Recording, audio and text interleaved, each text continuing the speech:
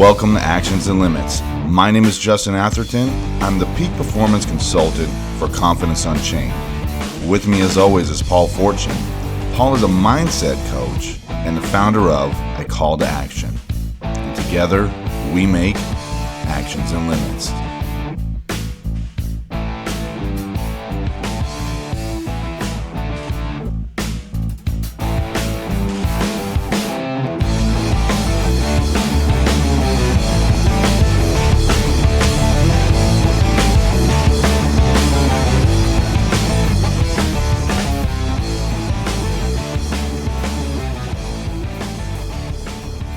Welcome to the show, the podcast where we talk about the actions we can take and the limits we create. Make sure you click that subscribe button here on YouTube or you follow us on your favorite podcast platform. Feel free to reach out to us via email at actionsandlimits@gmail.com or on Facebook and Instagram under Actions and Limits so you stay updated on all our upcoming content. Paul, I'm really excited for our guest coming on today. Brian Marren is going to be on the show, and I know you know that based on his content that it's going to be a good conversation and definitely stuff that I'm going to resonate with. So I'm glad that you found him to be able to come on the show, man.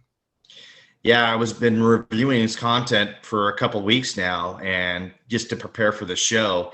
And the whole time I was reviewing this, I'm thinking to myself, I'm probably not going to get much word and edgewise on this conversation because Justin's just going to jump me on something that's going to come on give me his head that he wants to ask Brian. So I'll try my best to get a couple questions in, but I'm sure, Justin, you're going to want to take the lead on this one. Yeah, I'll try not to hog the conversation, but I know he talks a lot about the human behavior and pattern recognition. And like you said, that's right up my alley. I love all the brain science behind the things that we do, talking about self-awareness and stuff like that. So I'm really excited to bring him on. So, man, I think we should just bring him on out, man. Let's do it. All right. So Brian Marren is a decorated Marine, high threat protection security professional, and subject matter expert on human behavior pattern recognition and analysis. He has spent the last 18 years conducting both real world and training operations all over the United States. Currently, Brian serves as the Vice President of Operations for Arcadia Cognerati, a special service provider specializing in assessing, developing, and conducting training and education to address urgent safety and security needs in some of the most challenging environments in the world. Brian continues to serve the veteran community as an ambassador for Carry the Load. All right, everyone, welcome Brian Marren to the show. Brian, I am super excited to pick your brain, man. Checking out your bio, a lot of really interesting stuff. So thank you for coming on the show, Brian. Not a problem, Justin. Thanks for inviting me on and let me come on here. So your bio is pretty impressive. Thank you. I wrote it, so so take it with a grain of salt. I don't know. It's interesting to me, and I get this sometimes too about coming from the law enforcement world and going into coaching. So you coming from the military world and going into that, do you find that you have some people like kind of question that, like how could you go from this world to now being in the coaching world? And I want to see like how that transition came up for you.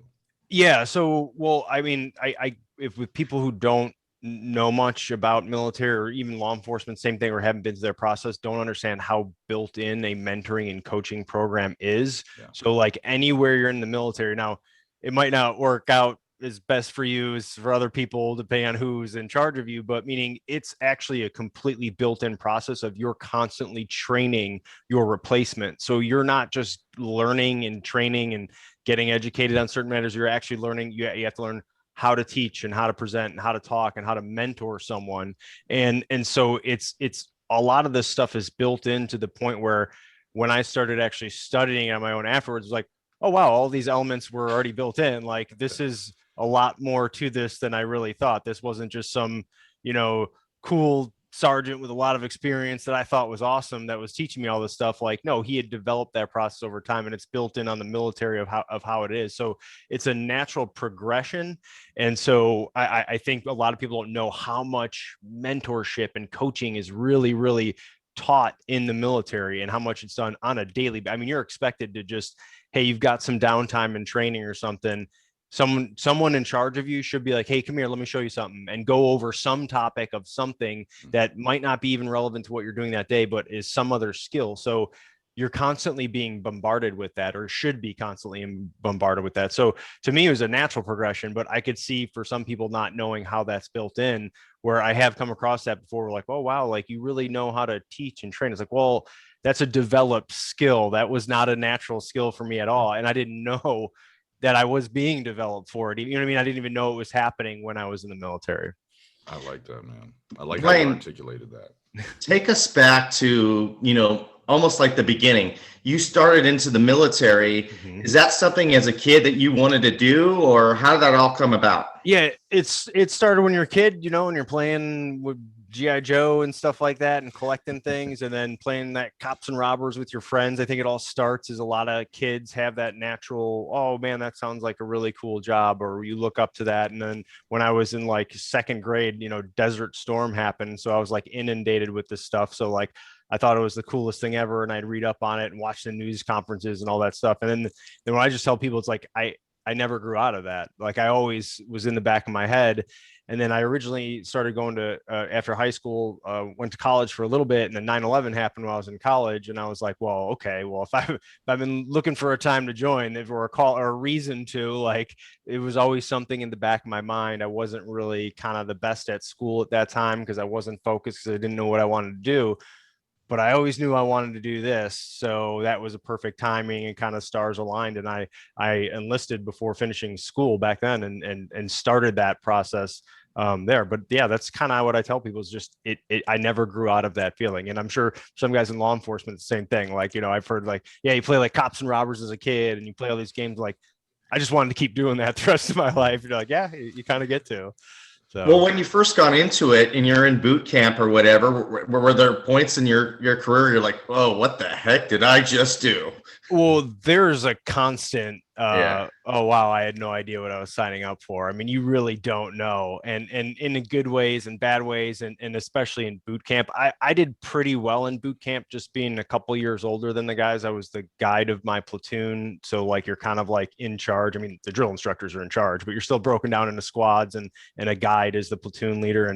And so that was my role. And part of it was because like, my old man was a Marine back in Vietnam. And then he is, doesn't realize that he kind of raises. I mean, I was in martial arts since I was 6. I had to do a certain number of push-ups, sit-ups, and a whole bunch of stuff before I could open presents up on Christmas morning when I was 6 years old, which I thought was just totally normal and fun. Like it wasn't like a punishment. I was like, yeah, this is awesome. And then I found out later in life, like no one else I know had to do that kind of stuff.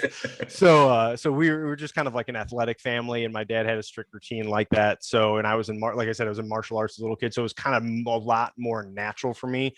Whereas some people just got plucked out of a situation, never even left their hometown or neighborhood even, and were now exposed to this, where I kind of had that without knowing it. So I did a little bit better, but there are plenty of moments where you're like, oh my God, what the hell am I doing with my life right now? I can't believe I signed up for this. And the one thing, it's kind of a gross one, but boot camp, you're pretty nasty during there.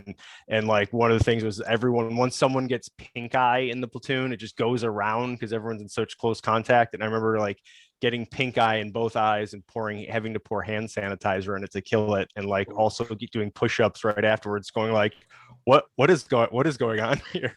What am I doing with my life? But you definitely have a lot of those experiences. And that's kind of where that you find out later in life, that's where that growth comes from. That's where you get that, you develop that resilience to go, well, I signed up for it. So here we go.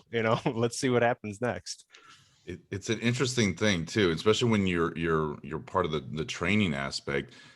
I'm still involved with the training within law enforcement, and I was having an interesting conversation the other day to a new officer, and kind of trying to prepare him for what the life is like and what it does to you. Mm-hmm. What are some things that you would tell yourself, when you joined up, that now that you're like, man, you got to be prepared for this type of stuff? So I kind of was able to pass on some of that to my younger brother. Went into the Navy, became a SEAL, and he's out of the Navy now. But So same thing, like he wanted to join the Marine Corps after I did, kind of like I did. And I told him, hey, he was in school, but he got like a college football scholarship. So he's a stud athlete. I was like, hey man, like whatever you do, first of all, just finish college and then figure out after that. And then he wanted to join the Marine Corps still. And I was like, look, man, knowing what I know, you might fit in better in this community over here. And it turns out he did. But some of those things I would tell him, the same thing I told people, was one, like, you got to expect the unexpected. Understand that everything is it's just a mental game. Like, the more you embrace the fact that you're in a really, really horrible, crappy situation, you'll just deal with it better, and you'll realize it and push through that kind of denial phase of, oh my God, I can't believe this is happening. Right. If you push through that, yeah, it's just, and that's what all those terms come from, is that.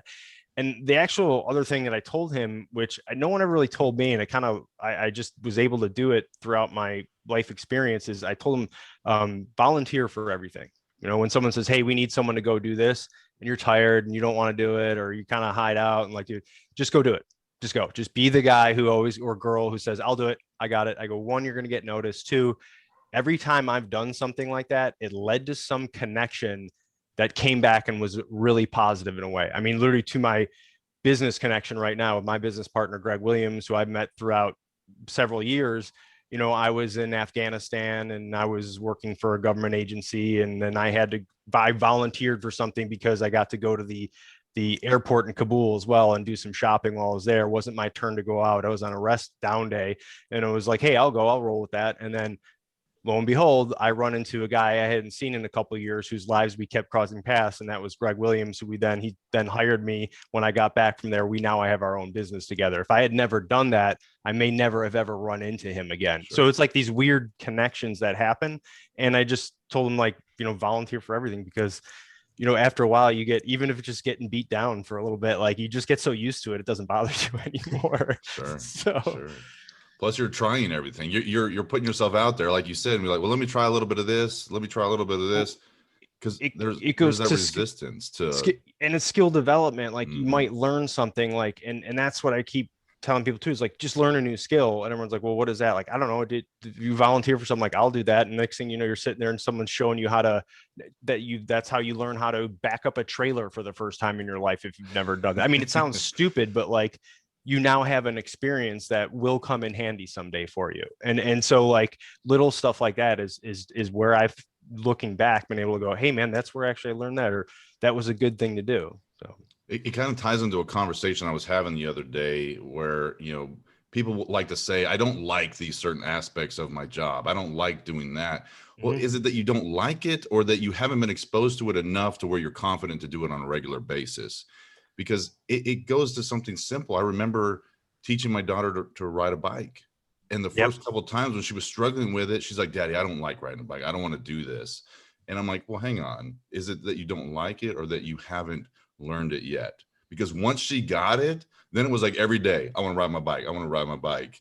So it's the same thing with adults. Once you get proficient, once you get confident with that, then you're like, man, I got this. This is easy. I like doing it. That's a great example, and a great point. And we're all guilty of doing that, maybe not being competent in certain areas, so you don't like doing it. And especially for guys, it's much harder, because we have more of a little bit of an ego, and we don't want to look dumb or stupid or do something wrong in front of people. And like, I've been able to, over years, just kind of have that mindset now of just like, hey, I'm the dumbest guy in the room, man. Like, I don't know what I'm doing. Like, please just show me. And then when you open that, and now that as a trainer, when someone walks up and says, dude, I have no idea what I'm doing, you immediately want to be like, all right, come here, man. I'm here for you. You know what I mean? You automatically want to help that person even more than the guy or girl shows up and is like, yeah, dude, I got this. And you're like, you don't got this, and it's fine. Like, I do that in every room I walk into, because I get to work around some super, super smart people, very highly accomplished. And I'm usually like the youngest guy around. So I'm just like, all right, I'm the dumbest guy in here. So I want to learn everything I can. And what you learn over time is what people really do know. And then when they're stepping out of their area of expertise, going into another area, you're like, no, you're not an authority on that topic. I know right now you're just kind of making up as you go along. So I always do that, is like, hey, I have no idea what I'm doing. Show me. And now I mean, you've had that experience. That instructor's like, oh, dude, yeah, come on, man, I totally got you. You know what I mean? And then you get the best instruction that way too. Mm-hmm. Well, it seems like your transition from military life to civilian life was fairly smooth, correct? Or no. So no? that's like absolutely not. So Okay. I kind of just put mine off for a really long time.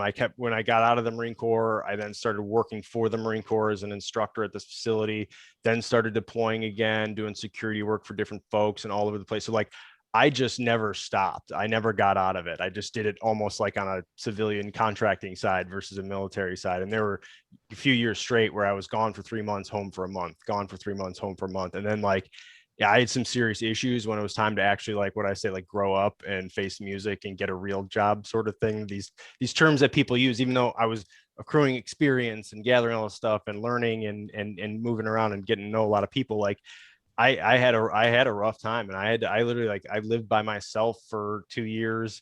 Didn't get in any serious relationships. Really had to focus on me and figure out what the hell I'm doing, where I'm at, because you just go down this path and this road, then you literally wake up and it's, 10 years, 5 years later, or whatever, and you're like, wow, what am I doing here in the middle of Saudi Arabia when we're starting a war with Yemen? What's going on here? How did I end up here?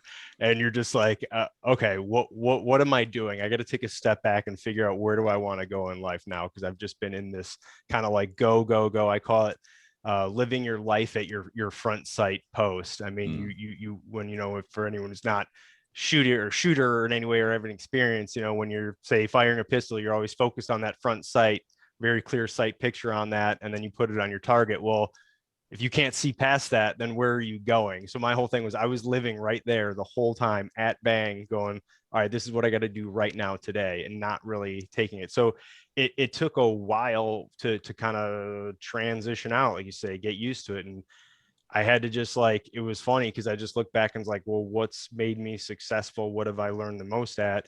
That's, all these sayings that get comfortable being uncomfortable. So I developed friendships and relationships with people who had nothing to do with the military, who were never but like they were like-minded people that I got along well with.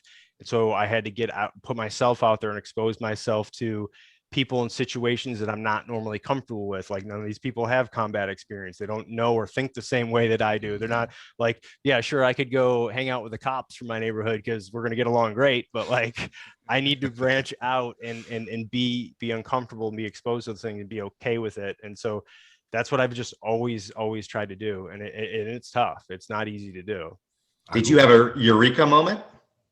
No, like so just because I study and teach and understand a lot about human behavior, I understand how it works. So like environment is a huge thing. So think about like your kids, like the environment they grow up in is massive. Now there's not talking about the nature versus nurture debate. I mean, literally like from a sociological perspective, who they hang out with is who they're going to become.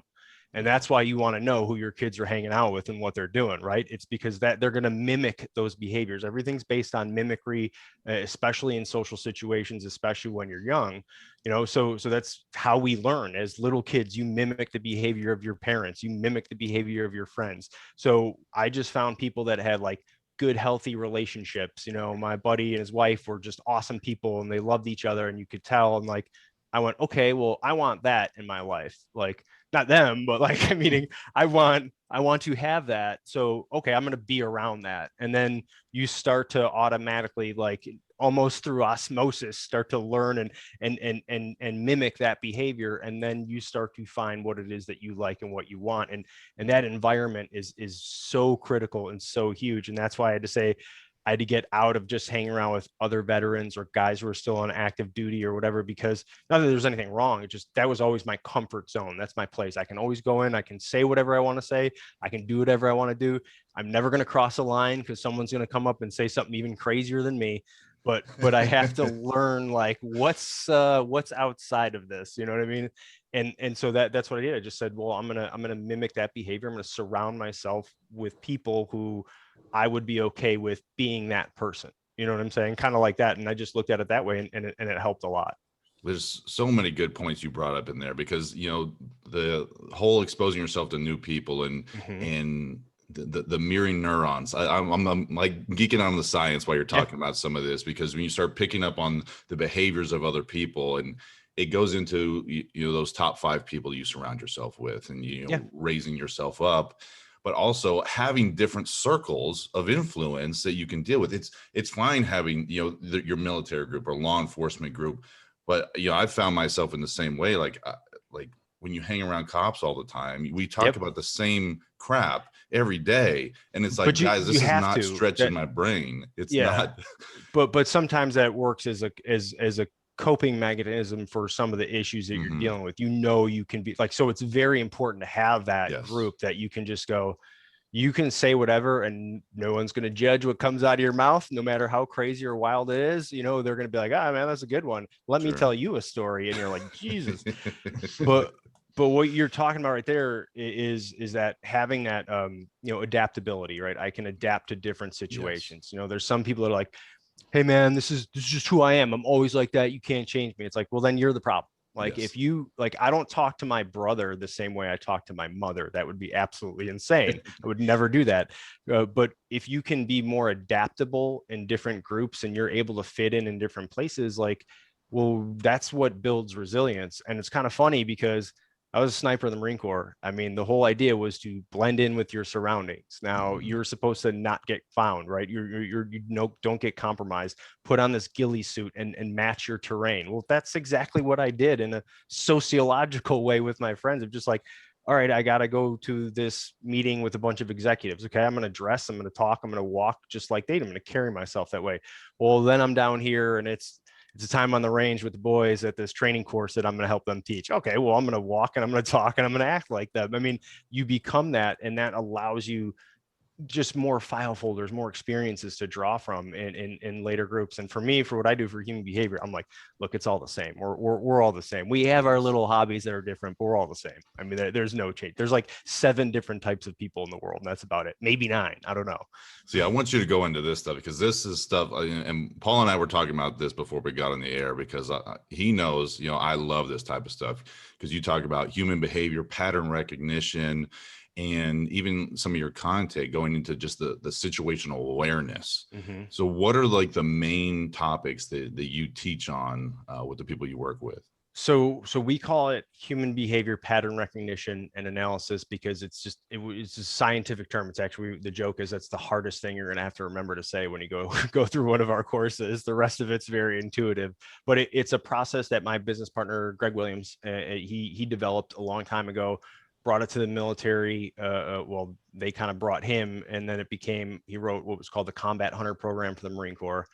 And then they hired him away to go work for the Army, and they call it the advanced situational awareness training. And then there's the soft version in the maritime, and we did suicide prevention training and sexual harassment assault prevention training. The idea is it's all about, how do I prevent a catastrophic event from occurring? How do I not walk into an ambush? How do I pick out someone who's likely going to commit suicide before they do it? You know, I just all pre-event indicators of different situations. But to me, is the way I instructed, it's all the same. So if you look at, all humans are, you know, innately good at human behavior pattern recognition. So think back to even when you were a little kid, you know, your mom or dad or grandma, aunt and uncle, whoever raised you, when they walked in the room, before they ever said a word, you knew whether they were happy, whether you were about to get a whooping, whether they were busy, whether angry or something, right? So that's the essence. That's human behavior pattern recognition. What we never get taught is the analysis.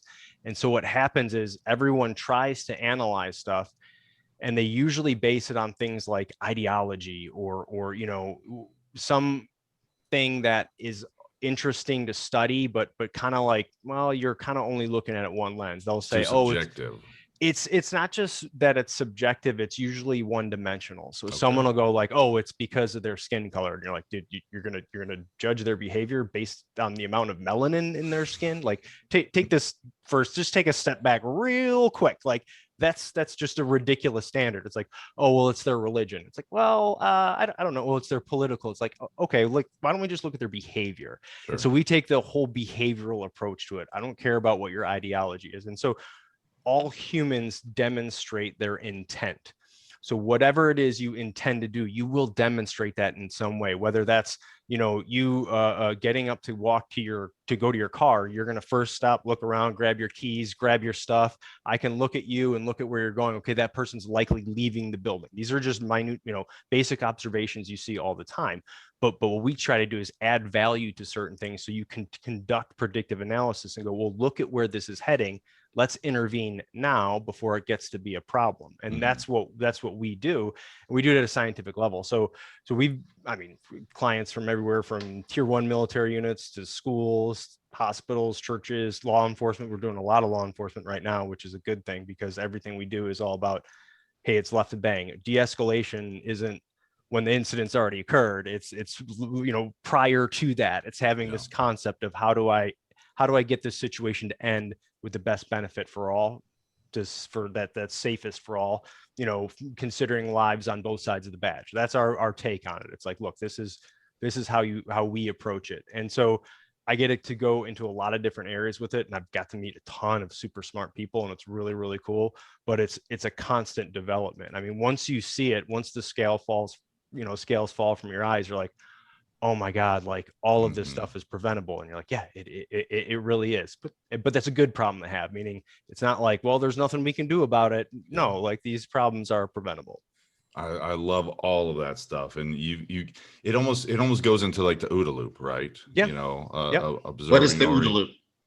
Brian, go ahead, man. So the OODA loop was, all right. So I'll give you a quick background history on the OODA loop, but we did a whole entire podcast on it because it was created by a guy by the name of John Boyd. John Boyd was a colonel in the Air Force, fighter pilot, but also a brilliant genius. So he created something called energy maneuverability theory, which he basically changed how airplanes were designed. Once he came up with that, airplane design for the world changed at that moment because they went, wow, we can use your mathematical formulas to test if this is going to work prior to even building this. That's incredible, right? So he came up with all the stuff. So I'm just giving you background on how smart this dude was. And then he came up with the OODA loop, which he didn't even fully understand, and he wrote the thing. But the idea was, from a fighter pilot's perspective, if I can observe the enemy, orient in their direction, make a decision, and then act on that decision, that's a decision loop, right? That's a mental model. That's a loop that's continuously updating. If I can do that faster than them, I'm going to win every time. So the idea was, I don't need the biggest, baddest aircraft. I don't need that. I just need to outthink my opponent, and I need to be able to maneuver quicker. So then what happened was the Marine Corps said, wow, this is amazing, because the Marine Corps is all about maneuver warfare and being light and fast and mobile and just being able to strike anywhere. And that was the whole thing. So they really glammed onto it. So it became this whole idea of observe, orient, decide, act at a very simple level. But that's a very high level process, meaning he was talking about physics. He was talking about the laws of thermodynamics. He was talking about biology. He was talking about physiology. He was talking about, this is what he got into. So the whole idea is I can apply this kind of mental model to a number of different areas of my life, because one, you're never going to have all the information that you need. You're just never going to. But once you realize, like, okay, I have to make the best decision at the best time for the best reason. All right, if that's my standard, then that's much better, because all I'm doing is I'm outthinking my opponent so I can get into their OODA loop. So we do that a lot with law enforcement. It's like, all right, they have someone pulled over and the guy starts going for a gun. It's like, all right, you're already reacting to what they're doing. Okay. So if you're reacting to what's going on, you're behind the curve. So how do I change the situation? Either slow down time, maneuver, adapt to a different way of thinking or different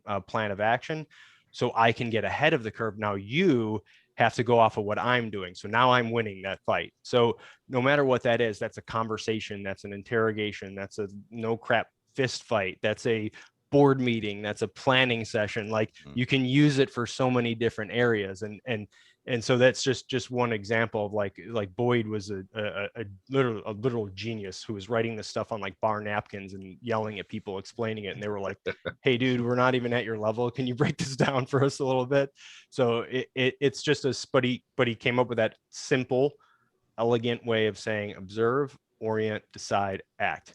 There's a whole lot behind it, but he really just kind of tried to simplify these different mental models for for what people have been studying about decision making under stress and communication and information and understanding. So there's a lot behind it, but that's just one version. Yeah. Yeah, it's great stuff, man. Like I was just playing with this the other day, thinking about like how it can really be broken down even into the civilian world. And you brought up some of those board meetings, having conversations in whatever leadership aspect, having that orient, observe and, decision and just act, because a lot of people are stuck in that. Well, what should I do? They're stuck in that decision mode, right? Like, what should I do? And then they're never taking action. So I love how you ran that down. And what I've seen more so on the civilian side is you got like, I've seen organizations or teams or whatever, you got like really, really, really smart, hardworking people. And like, from my perspective, I'm like, man, you're nowhere near as effective as you could be because of a number of different reasons. But a lot of times it's the civilian side is more like ready, fire, aim. I call it, they just go, oh, we got this idea, let's go. It's like, hang on, we got to plan. Like no one does any planning, and like, because they think it's going to take too much time or lose it. It's like, no. But that's a day-to-day skill set basis. I always have to tell my wife, like, hey babe, take a second. Don't go rushing out of the house. Think about your day and the best way you're going to do it. Like you said, you got to go run and do these 6 things. So she's just going around. Oh, I got to go here. I got to pick up Harper. I got to go to the store. I got to do this. It's like, all right, stop, take a look at where everything is on a map. Figure out the best route to do it to the most efficient way possible. In 2 seconds, she's like, oh yeah. Okay, well, oh yeah, I'm going to go do that first because that's closer and right here. And it just a simple having a plan is better than just responding to everything as it comes into your world. Let me interject on that. I could imagine that could cause conflict sometimes where you say that to your wife. I don't think that always goes so well. No, I definitely oversimplified it for sure. And so, but she gets it and she gets super annoyed with me because like, she's like, I know you're right now, but just let me do my thing. And I go, okay, like this isn't about who's right or who's wrong, babe. I'm just trying to explain, but it's little stuff like that. But the point is I've had a ton of training experience in that. She hasn't, like, because she's really smart and knows how to do everything. I'm like, babe, if you just took 5 seconds to come up with a plan, like you already have all the answers, just plan it out for a minute. And then she was like, oh yeah, you're right. Like I do know how to do all this stuff. This isn't overcomplicated. It's like, no, it's not. Yeah. It is interesting though. In the leadership and interview classes I teach, we definitely tell the guys, do not use this on your spouse, especially when it comes to micro expressions and in reading, either deception or some type of hidden emotion. So there's a lot of these tools that it's like, hey, they're amazing tools as a leader. They're not so effective as a spouse. So it's like understanding that fine line to walk on where to use these tools. Context is very important. Very important. Very, very important. Yeah. So how else? I know you mentioned your business partner. How do you guys work together? Is it you one-on-one clients, or is it mainly corporations that you step into to teach these skill sets? We've done it from everything from conventional military forces to smaller specialized units to, like you said, like executive type level training. We've done some like kind of smaller like personal stuff. It's just not very. It's not cost effective for an individual. So we have to charge it the same amount of money. So it's generally going to be more affordable for an agency or a company versus an individual. But we have done that. And so it just depends on the size. And then what it is basically the smaller the group, the more intense, the more they get. The larger the group, it's a little bit more topical and a little bit more big picture. So it just depends on how we do it and who the audience is really. Obviously it's tailored. Like, we have our core skill sets that you're going to learn, but like I will teach those same skill sets. I literally taught a SEAL team 1 week, and then the next week was a group of teachers. So it's like the same skill set. They're going to be using those a little bit differently, but it's the same science and the same skill set, right? I mean, one's trying to find the kid who they really need to focus on because they need the most help. The other one is like, all right, who out of all the people in the village, who do we have to kill? You know what I mean? It's just that so two different applications of the same exact skill set. And where do you want to take your business? Well, we're headed in that direction. Where we want to take it is there's a lot of things at the kind of operational and strategic level, both inside and outside government, where we think I've always thought that's where our key demographic and where we should be at. Like, it's easy for me, like when I brief like a police agency and say like, hey, this is what we do, they're like, dude, this is awesome. Like, of course we want to do it. Right. So we say have it at hello, but what we want to really affect change is kind of at that upper level to get the decision makers to kind of open their eyes and see some of these problems a little bit better and some of the solutions that they already have on hand and how to solve them. That's where I want to take it, and that's where it's going, and we're getting there, and it's pretty awesome. But to really, really affect the change, because that's what our program is about. It's about moving the needle. Yeah, well, there's ways we could probably operate a little bit better to make more money, but the overall goal right now is like, I don't want you just to go pay for a course and say, hey, that was cool, thanks. Yeah. Like, I want you to come back and be like, dude, you don't understand, like, I use this all the time because I went through your training. We even get police officers, Justin. We got guys calling and reaching out just because of the podcast we do, like, dude, you were talking about this, and then I talked about it at morning roll call, and then we had our biggest dope bust we've ever had because of this vehicle we saw, and every indicator you were talking about was right there.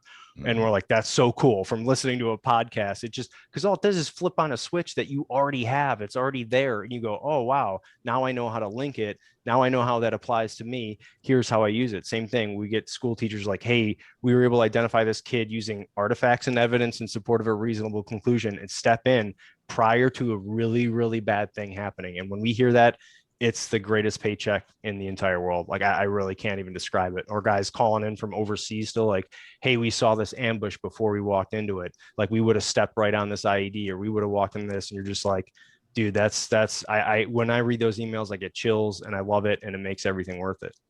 I literally was getting chills while I was sitting here listening to it, because it was just making me think about, because I love how you put that, because it's not about the money. It's about having effective training that is universal.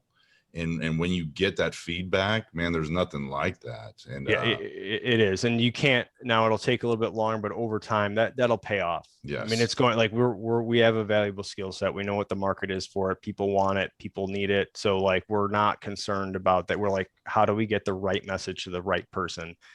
Everything else will fall into place after that. And I love how these skill sets are so universal. Mm-hmm. I think that's such a huge thing. Go ahead, Paul. You mentioned the decision makers. Who are the decision makers?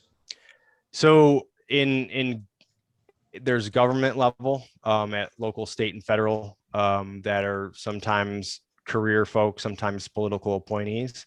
There's kind of operational level folks at same thing at different major organizations that we've worked with too, that really see it and go, holy crap, like, this is how I can change and operate my business in a better manner, or this is how I can meet these great platitudes that we have on the wall. Or, hey, this is our mission statement. And I walk into that organization, and when the person at the front desk greets me, I go, hey, what does that mission statement mean to you? And they go, oh, that one on the wall? I don't know. They just put that up like a few months ago. It's like, okay, means nothing. If the person you walk in at your front door that's greeting everyone that comes in doesn't understand how that applies to them, then it's useless. It's an empty platitude. So when you get up into that operational and strategic level thinkers, and people are doing it, and you see that you can convince them, and they can see that, hey, this isn't just like part of you got to understand this is part of the bureaucratic process, or you understand, like, this is just corporate culture. And it's like, no, you can affect the change.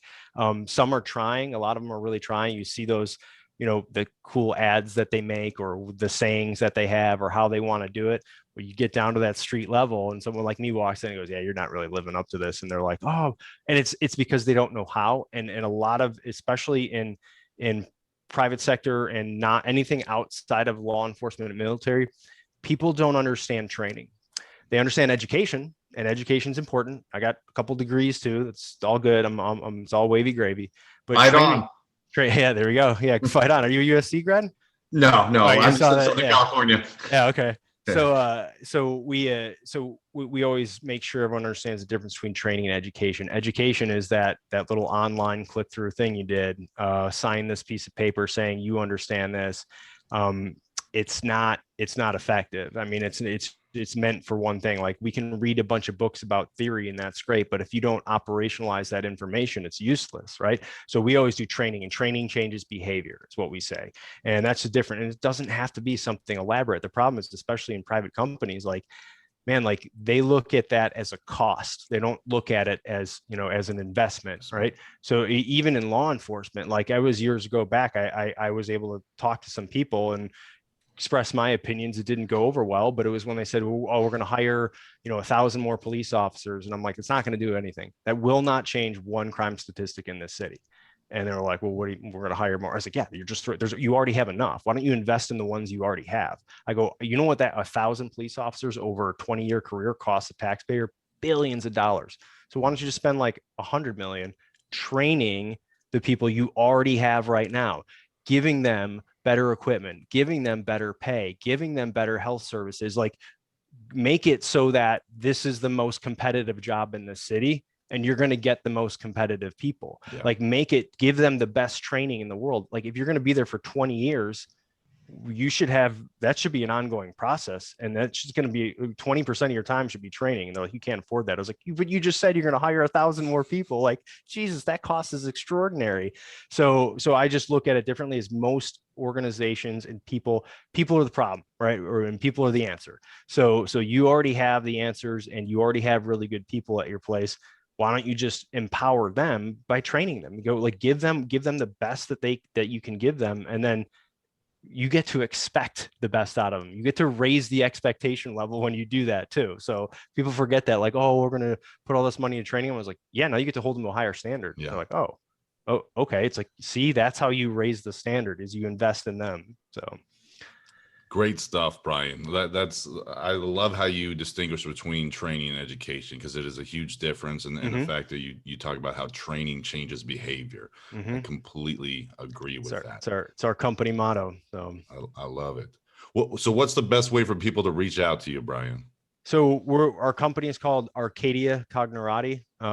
Arcadia is very old and very Greek, and Cognerati is a made up word. So it's the people who we're going to be original. We always give points for originality. So just people who deal with cognition and metacognition. We're thinkers, man. I don't carry a gun anymore. I don't have that stuff. There's everywhere I go, there seems to be enough of them there already. So if I want one, I'll just take yours. Or if I need one. And so it's all about cognitive skills, and that's what we do. And so we have arcadiacognerati.com. You can go to the website, you can Google me, and then we have the Left of Greg podcast, and it's a kind of a take on a few terms, but that's our human behavior podcast. So we do a whole bunch of different topics. Some of it's law enforcement related, like, hey, this is how we break down a case. Some of it's general human behavior related. Some of it's resilience. Some of it's, we've had infectious disease experts. We've had so many different people come on, and we just talk about everything from HBPRNA, human behavior pattern recognition analysis. This is how we break down behavior in this specific case. And so it gets us into some really, really cool discussions. That's awesome, Brian. Justin asked me why Left of Greg, and my answer was, I don't know. So can you explain that to us? So Left of Greg is a take on a couple things. One, whenever we go somewhere, I always have to drive. And so I'm always driving and Greg's on my right. So I'm always sitting to the left of him. And then all the conversations we have on the podcast are literally like, that's how it started on a long drive. Actually, we're briefing up at USC at their Institute for Creative Technology. On a drive back down to Oceanside out here in North San Diego County. And we're just having this conversation. And I was like, you understand this is a podcast. People will listen to this. And Greg's like, what's a podcast? You know what I mean? Like, I had to explain that to him. So I'm always sitting to the left of him. And then it's a take on a book that was written about his work called Left of Bang, which is, I won't get into, but Greg wrote the Combat Hunter program. A couple of guys got out of the Marine Corps, wrote a book about it. Everyone is real popular about the book, but it's all his work. So it's a take on the Left of Bang and me sitting left of Greg. So I just called it Left of Greg. I thought it was kind of fun. Well, Brian, I'm super excited to check out some more of your content, whether it's a podcast or the website. That's definitely stuff that's right down my alley. Yeah. Check it out, because we got some webinars on the website too, just free, that we've done. We did a whole bunch last year and we posted them on there. So there should be a bunch on there you can watch too. Awesome stuff, man. So we'd like to wrap up the show with the idea of the title of our podcast in mind, and ask a couple questions to our guests. So what would you say is the number one action that people need to take out there that will make a significant difference in their life? So the number one action, it's a good question and a tough question because I think it's a personal for each person, but I really think it's you have to do one thing every day. That's it. Like you just have to, whatever your goal is, whatever you're trying to achieve, all you have to do is take one step a day. That's it. That it does not matter. I don't care what it is. If you are scared to get out of bed, that one step might be putting one foot on the floor. There you go. Now tomorrow you put the other one on the floor. Like you don't have to make these radical, huge changes. It's small, subtle changes over time. And I know a thing or two about your brain chemistry and reward behavior, and it's much more efficient to do it that way, and you're going to get results that way. Meaning you're going to have long-term results. So I say the action is just do one thing today. That's it. I like that. Simple. Do one thing, right? I love it. And then it snowballs, like you said, that reward behavior. So the other side of actions and limits are these self-imposed limits that we put on ourselves. And I know you've seen a lot of that. What would you say is the most prevalent limit that people need to remove right away? You know, the ability to say yes or no.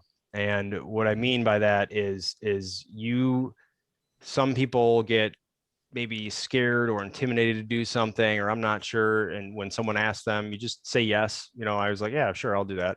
And then the other on the opposite end is say no. I mean, I say it's a joke, but we always say the easiest word in the English language to say is no, and it's not. People have a hard time saying, even when like I'm giving a brief to someone and I know like, this probably isn't going to happen with this client. And they're like, okay, well, we'll think about it. I was like, hey man, like the easiest thing you could say to me is no right now. That way we don't have to waste each other's time. And people are like, whoa.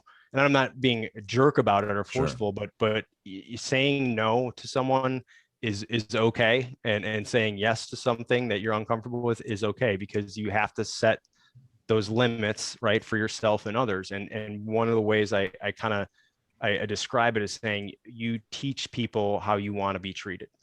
Yes. And they teach you how they want to be treated. We do that in the words we use, the clothing we wear, the way we act, the way we behave. All of those things informs others of what's important to you. So my like limits, like don't ever be afraid to push yours. So say yes, and don't ever be afraid to put limits up of your own and say no. I mean, it's saying yes and saying no are very important things to do.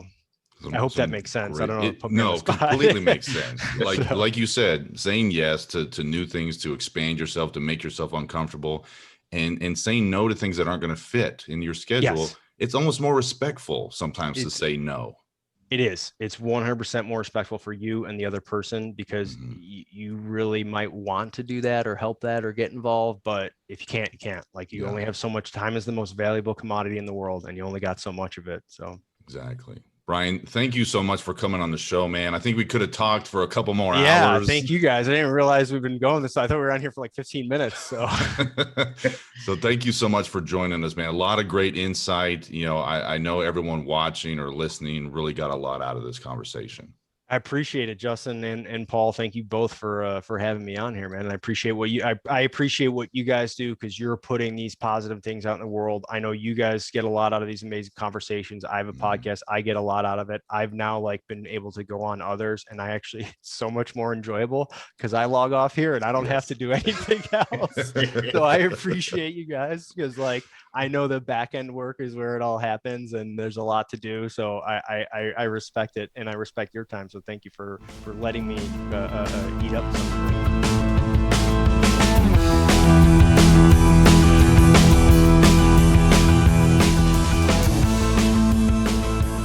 Wow, that was such a great interview, Paul. I'm so glad Brian was able to come on the show. And really, I could have talked to him for a couple more hours. I know we only touched the tip of the iceberg on all the science stuff, brain science going on behind the scenes, but a lot of great stuff, man. Absolutely. And I'm loving, we're going to bring on Greg down the road, his partner, and hear his side of the coin. But yes, you know what I was thinking? Did you ever see American Sniper? Yes. I think they should have replaced Bradley Cooper with Brian. He would have done a better job. Well, he's been there, right? And he's got the mentality behind it and what it takes, and actually what you go through in those type of processes. So I think that would have been, And Hollywood, he has the Hollywood sniper look. Like that's who you would cast to be the sniper. A good-looking guy, but rugged. I mean, listen to this. Got it. He's gonna, when he listens back, he's gonna be like, "Oh, cool, great, awesome! I got the Hollywood sniper look." You know. No, he was really great. A lot of awesome information, and like you told me when you said he was coming on the show, you knew that him and I were gonna have a lot in common in the stuff we talk about. So I'm excited to check out even more of his content. So really great guest. So. But let's wrap up the show with another segment of Ask Paul Anything. Make sure to continue to send your questions into actionsandlimits@gmail.com, and you can have your question featured on the show. Paul, you said you found one in the emails that stood out to you. Yeah, absolutely. This is for Maria in Arizona, and she writes in and says, Paul, what is in your opinion, what is an underestimated sense? An underestimated sense. Like in my opinion. Okay. And I think you and I agree on this one, Justin. I definitely agree with you on this. And I think it's underestimated. And that's a sense of smell. Sure. Because when I have a sense of smell, sometimes it brings me back to a memory that happened 10 or 15 years ago that I didn't even think about. That was not even in my brain chemistry, sure. But because of that scent, it brought me back 10 or 15 years ago, and I can tell you what I was doing, what was going on. So the sense of smell. I completely agree. People kind of, put it off as something that like, well, it's just something you smell. It's not a big deal, but we actually retain 60% of what we smell, and it's triggered to more memories than what you read, what you see, what you hear. So your sense of smell, you actually retain more information from that. So there's a lot of science behind that as well. And what's interesting is that it's something that we talk about in asking like victims of crime, asking them, well, what did you smell during the incident? Now, it seems like an odd question to ask, but it's definitely something that can trigger some memories. Well, I smelled cigar smoke, or I smelled gasoline. Like, what was the smell that could lead to some other type of evidence or actually finding something? So, I completely agree with that. Is that why the elephant doesn't forget? I think so. It must be linked to smell. They remember everybody by the scent. So I think that's probably it. So really great episode, Paul. I'm so glad that you found Brian and had him come on the show. We have to thank Adam Parr for that. Yeah. Thank you, Adam, for sharing another wonderful guest with us. Love that we're involved in this podcast community and having these wonderful guests come on the show. So another great episode, Paul. Absolutely. For Justin Atherton, this is Paul Fortune. We'll see you next week. All right. See you next Monday.